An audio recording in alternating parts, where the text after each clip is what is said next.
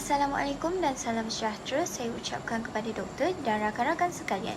Nama saya Nurul Azimah binti Syarul, merupakan salah seorang ahli daripada kumpulan 8 ingin membentangkan tajuk projek yang ahli kumpulan kami telah pilih, iaitu Berjaya Corporation Berhad. Ahli kumpulan kami terdiri daripada Azimah, Alma, Hidayah dan Syahira. Isi kandungan dalam video kami terdiri daripada 3 bahagian, iaitu kepentingan dalam usaha sama, diikuti dengan penyertaan alir tunai disatukan, dan akhir sekali kesan pertukaran kadar mata wang asing. Seterusnya adalah berkaitan dengan latar belakang syarikat yang telah kami pilih, iaitu Berjaya Corporation Berhad. Yang pertama sekali, The Berjaya Group telah ditubuhkan pada tahun 1984 apabila Vincent Tan yang merupakan pengasas bagi syarikat ini telah mendapat sebuah saham kawalan di dalam saham kapital Berjaya Kawat Berhad dari pengasasnya, iaitu BHP Ltd Australia dan National Iron and Steel Mills di Singapura. Aktiviti utama kumpulan ini termasuklah pelaburan hartanah dan pembangunan, pengurusan judi dan loteri, dan perkongsian masa cuti, pelancongan, pengurusan dan pembangunan hotel dan resort. Terdapat 6 syarikat utama di bawah Berjaya Corporation yang disenaraikan di dalam Bursa Malaysia Securities Berhad, iaitu Berjaya Land Berhad, Berjaya Capital Berhad, Berjaya Sport Toto Berhad, Berjaya Media Berhad, Causeway Corporation Berhad, dan akhir sekali Dunham Bush Malaysia Berhad. Seterusnya adalah berkaitan dengan kepentingan dalam usaha sama Berjaya Corporation Berhad. Baik, saya teruskan dengan polisi perekonomian syarikat bagi Berjaya Corporation Berhad. Saya mengambil petikan ini daripada laporan tahunan syarikat pada tahun 2022. Ia menyatakan bahawa syarikat ini pakai prinsip umum dalam menentukan jenis-jenis pengaturan bersama. Ia juga menyatakan bahawa usaha sama ini merupakan sebuah pengaturan bersama di mana pihak yang mempunyai kawalan bersama dan hak ke atas perkiraan aset bersih. Dan ia mestilah direkod menggunakan kaedah equity. Petikan ini juga menyatakan bahawa selepas penggunaan kaedah equity, kumpulan Berjaya akan menentukan sama ada perlu untuk mengiktiraf kerugian rosot nilai ke atas pelaburannya dalam syarikat bersekutu dan usaha samanya. Kemudian, saya akan memberikan sedikit penerangan berkaitan dengan MFRS 11, iaitu pengaturan bersama. Menurut MFRS 11 para 4 yang menyatakan bahawa pengaturan bersama ini merupakan sebuah aturan di mana dua atau lebih parti yang mempunyai kawalan bersama dalam menjalankan aktiviti ekonomi. Ciri-ciri bagi pengaturan bersama adalah kesemua parti yang terlibat adalah tertakluk kepada aturan kontraktual di mana ia memberikan hak untuk kawalan bersama ke atas sesuatu entiti menurut MFRS 11 para 5. Pengaturan bersama ini boleh dibahagikan kepada 2 kategori, iaitu operasi bersama dan usaha sama. Pertama sekali iaitu operasi bersama yang merupakan suatu bentuk pengaturan bersama di mana parti-parti yang terlibat mempunyai kawalan bersama dan mempunyai hak ke atas aset dan obligasi daripada liability yang berkaitan dengan pengaturan tersebut. Akaun kumpulan dan syarikat bagi setiap bahagian aset, liability dan transaksi termasuk bahagian daripada yang dipegang atau ditanggung bersama dengan pelabur lain berhubung dengan operasi bersama. Yang kedua iaitu usaha sama. Usaha sama ini terjadi apabila parti-parti yang terlibat mempunyai kawalan hak ke atas aset bersih kepada pengaturan tersebut. Ia menggunakan kaedah equity di mana pelaburan dalam usaha sama diukur dengan penyata kedudukan kewangan disatukan pada nilai kos ditolak dengan sebarang kerugian rosot nilai, melainkan jika nilai pelaburan dipegang bagi jualan. Kos pelaburan termasuk kos transaksi. Menurut MFRS 11 para 11 yang menyatakan bahawa sesuatu pengaturan boleh menjadi bersama walaupun tidak semua pihak mempunyai kawalan bersama ke atas entiti. Berdasarkan laporan tahunan Berjaya Corporation Berhad pada tahun 2022, mendapati bahawa mereka memiliki pegangan ekuiti sebanyak 55% dalam landasan lumayan Berjaya Sdn Berhad dan 68.7% dalam Asia Jet Sdn Berhad. Ini menunjukkan kedua-dua syarikat ini telah menjadi anak syarikat kepada Berjaya Corporation Berhad, dan Berjaya Corporation Berhad juga mempunyai kawalan terhadap syarikat disebabkan oleh pegangan ekuiti telah melebihi 50%. Akan tetapi disebabkan oleh kesemua pegangan ini dijatuhkan dalam pengaturan bersama di bawah usaha sama, maka Berjaya Corporation Berhad masih memerlukan persetujuan secara bersama atau secara dasarnya persetujuan keseluruhan daripada pemegang saham dan tidak boleh mengikuti majoriti pemegang saham. Saya teruskan dengan MFRS 11 para 24 yang menyatakan bahawa pengusaha yang mempunyai kawalan ke atas aktiviti yang signifikan perlu mengiktiraf kepentingannya dalam usaha sama sebagai pelaburan dan perlu menggunakan kaedah ekuiti yang diselaraskan dengan MFRS 128 iaitu pelaburan dalam syarikat bersekutu dan usaha sama, melainkan jika entiti dikecualikan daripada menggunakan kaedah tersebut.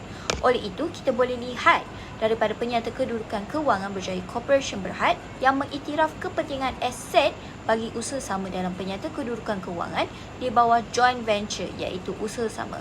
Jadi kita boleh lihat lebih jelas jumlah transaksi dalam usaha sama Berjaya Corporation Berhad sepanjang tahun 2022 melalui Nota 9 pada laporan tahunannya. Seterusnya, saya Nur Al-Madania akan meneruskan pembentangan yang sama berkenaan dengan kepentingan dalam usaha sama. Berdasarkan MFRS 128 bagi pelaburan dalam syarikat bersekutu dan usaha sama, Peringkat 10 menyatakan bahawa di bawah kaedah ekuiti, pengiktirafan awal pelaburan dalam syarikat bersekutu atau usaha sama diiktiraf pada kos dan nilai di bawah ditambah atau dikurangkan untuk mengiktiraf bahagian pelabur dalam keuntungan atau kerugian syarikat dilabur selepas tarikh pemerolehan. Bahagian pelabur dalam keuntungan atau kerugian syarikat dilabur pula akan diiktiraf dalam untung atau rugi pelabur. Jadi seperti yang dapat kita lihat di dalam laporan tahunan Berjaya Corporation Berhad, dapat diperhatikan bahawa polisi perekonomian mereka menetapkan bahawa pelaburan di dalam usaha sama diiktiraf atas kos pada pengiktirafan awal serta nilai bawaan ditambah atau dikurangkan bagi mengiktiraf untung atau rugi bahagian kumpulan dan pendapatan komprehensif lain yang berkait dengan usaha sama selepas tarikh pengambilan ditolak dengan rugi rosok nilai.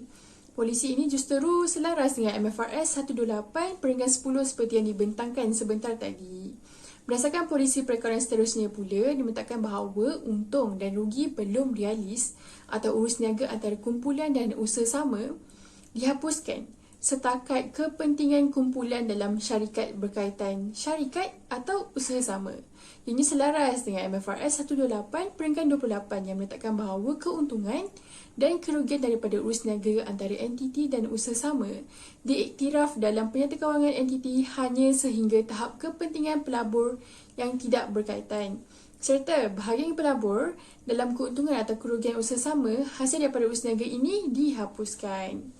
Polisi terakhir pula menetapkan bahawa apabila bahagian kerugian kumpulan dalam syarikat bersekutu atau usaha sama melebihi kepentingannya, kerugian selanjutnya tidak akan diiktiraf kecuali dalam kes obligasi undang-undang atau pembayaran yang dibuat bagi pihak syarikat bersekutu atau usaha sama. Justeru ianya selaras dengan MFRS 128 peringkat 38 pula yang menetapkan perkara yang sama seperti yang ditetapkan oleh polisi tersebut. Pada penyata pendapatan Berjaya Annual Corporation pula, dapat dilihat bahawa mereka mendedahkan sebahagian keuntungan usaha sama yang berkait dengan kumpulan, iaitu diletakkan di bawah share of result of joint venture. Ini selaras dengan kehendak MFRS 128 peringkat 10 juga yang menetapkan bahawa bahagian pelabur dalam keuntungan atau kerugian syarikat dilabur adalah diiktiraf dalam untung atau rugi pelabur. Seterusnya, saya akan menyentuh berkenaan MFRS 12, pendedahan kepentingan dalam entiti lain. Berikut merupakan perenggan berkaitan bagi ulasan pelaporan yang akan saya bentangkan pada slide seterusnya. Berdasarkan nota kepada akaun berkaitan dengan usaha sama, Berjaya Corporation dia mendedahkan berkenaan ringkasan maklumat kewangan bagi usaha sama yang material, iaitu Berjaya Hotel Joint Venture dan Chinese Berjaya Finance Corporation. Bagi kedua-dua perniagaan usaha sama tersebut, Berjaya Corporation mendedahkan berkenaan aset semasa dan bukan semasa, liability semasa dan bukan semasa serta hasil. Ini bertepatan dengan MFRS 12 para B12 yang menetapkan bahawa bagi setiap usaha sama yang material kepada entiti pelapor, entiti hendaklah mendedahkan ringkasan maklumat kewangan untuk usaha sama tersebut, termasuk tetapi tidak semestinya terhad kepada aset semasa, aset bukan semasa, liability bukan semasa dan hasil. Berjaya Corporation juga dia turut mendedahkan berkenaan tunai dan setara tunai serta liability kewangan semasa dan bukan semasa selain daripada dagangan dan lain-lain belum bayar dan peruntukan. Yang juga turut berpadanan dengan MFRS 12 para B13 yang menetapkan bahawa entiti hendaklah mendedahkan bagi setiap usaha sama yang material kepada entiti pelapor berkenaan jumlah tunai dan setara tunai yang termasuk dalam aset semasa, liability kewangan semasa dan bukan semasa, di mana ianya tidak termasuk dengan perdagangan dan lain-lain pemiutang dan peruntukan. Jadi secara amnya dapat dilihat bahawa kepentingan dalam usaha sama bagi Berjaya Corporation Berhad memenuhi kehendak standard perekonomian MFRS, terutamanya bagi MFRS 18 berkenaan dengan kaedah ekuiti, MFRS 11 berkenaan dengan kriteria usaha sama dan MFRS 12 berdasarkan pendedahan terhadap ringkasan maklumat kewangan. Nota kepada akaun dan penyata kewangan juga didedahkan secukupnya berkenaan dengan kepentingan Berjaya Corporation dalam usaha sama mereka, terutamanya bagi usaha sama yang bersifat material seperti Berjaya Hotel Joint Venture dan Chillis Berjaya Finance Corporation. Syarikat juga dilihat menggunakan kaedah ekuiti dalam mengakaunkan pelaburan dalam usaha sama. Seterusnya, saya Nur Hidayah akan menerangkan tentang penyata aliran tunai disatukan. Penyata aliran tunai PAT menunjukkan aliran tunai masuk dan keluar dan menunjukkan keupayaan syarikat untuk menghasilkan tunai dan ke arah mana penggunaan tunai. Faktor-faktor perubahan aliran tunai berubah disebabkan oleh aktiviti operasi, aktiviti pelaburan dan aktiviti pembiayaan. Aktiviti operasi iaitu aktiviti utama syarikat, aktiviti pelaburan iaitu pemerolehan dan pelupusan aset jangka panjang, serta aktiviti pembiayaan merupakan perubahan komposisi modal ekuiti dan pinjaman. Merujuk kepada MFRS 107 para 10, PAT perlu merekod aliran tunai semasa tempoh yang diklasifikasikan kepada operasi, pelaburan dan pembiayaan. Manakala para 18, entiti hendaklah melaporkan aliran tunai daripada aktiviti menggunakan sama ada kaedah langsung atau kaedah tak langsung. Syarikat Berjaya menggunakan kaedah langsung daripada tahun 2017 hingga 2022. Ini menunjukkan penyata aliran tunai bagi aktiviti operasi dan menunjukkan pendedahan pembayaran tunai serta penerimaan tunai bagi tahun 2021 dan 2022 Syarikat Berjaya. Seterusnya, ini merupakan aliran tunai bagi aktiviti pelaburan Syarikat Berjaya. Dan yang terakhir merupakan aliran tunai bagi aktiviti pembiayaan Syarikat Berjaya. Seterusnya, saya Nur Syahira binti Arianto A181528 akan membentangkan kesan tukaran kadar mata wang asing. MFRS yang dipakai adalah MFRS 121 iaitu kesan perubahan dalam kadar pertukaran asing. MFRS 121 adalah standard perekonomian yang berkaitan dengan pengurusan risiko mata wang asing dalam penyusunan laporan keuangan dengan mengambil kira urus niaga mata wang asing dan operasi asing dalam penyata keuangan entiti.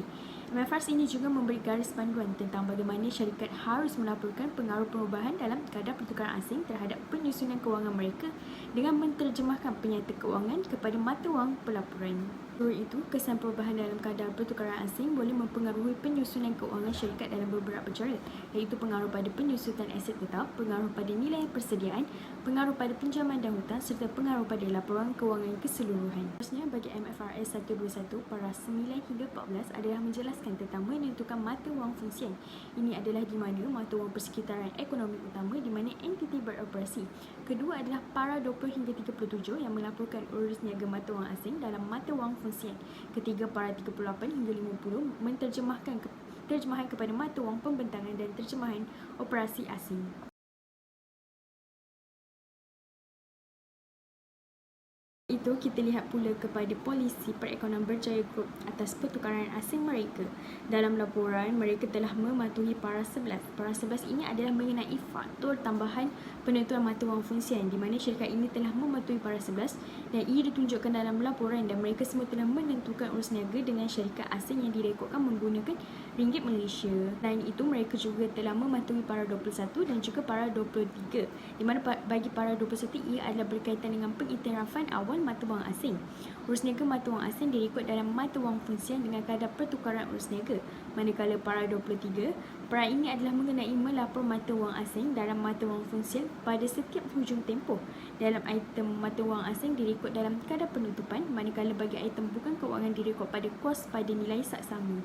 Seterusnya, Berjaya Group juga mematuhi para 39. Para ini menjelaskan mengenai merekod aset dan liability pada kadar menuntut direct penyata kedudukan keuangan. Semua pendapatan dan perbelanjaan direkodkan pada kadar pertukaran direct urus niaga dan semua perbelanjaan pertukaran diiktiraf dalam OCI. Beralih pula kepada MFRS 121 para 52 di mana menyatakan bahawa sebuah inti hendaklah amount perbezaan pertukaran yang diiktiraf dalam laba atau rugi kecuali bagi yang timbul daripada instrumen keuangan yang diukur pada nilai seksama melalui laba atau rugi selaras dengan MFRS 139.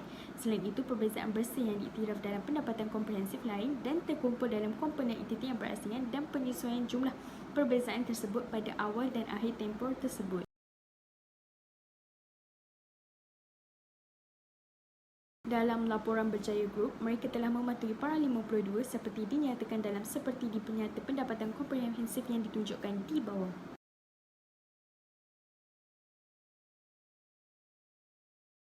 Selain itu, dalam laporan Berjaya Group juga mereka telah mematuhi para 41 seperti ditunjukkan dalam penyata perubahan ekuiti dalam laporan mereka seperti di bawah. Kesimpulannya, bagi kesan tukaran kadar mata wang asing, kumpulan ini telah menunjukkan kerugian dalam tukaran kadar mata wang asing pada tahun 2022. Justru itu, dengan mematuhi MFRS 121, syarikat boleh mengurus risiko mata wang asing dengan lebih baik dan menyediakan pihak berkepentingan dengan maklumat yang berkaitan mengenai kesan perubahan dalam kadar pertukaran asing ke atas penyata keuangan. Sekian sahaja daripada kumpulan kami. Terima kasih.